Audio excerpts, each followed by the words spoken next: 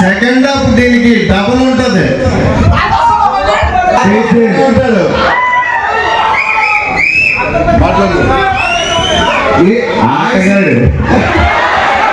ఆ cinema director గారు ఇప్పుడు మాట్లాడుతారు మీతో.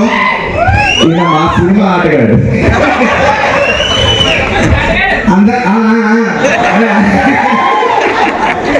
అక్కడైతే ఇక్కడ కూర్చో ఆటగాడు. సరే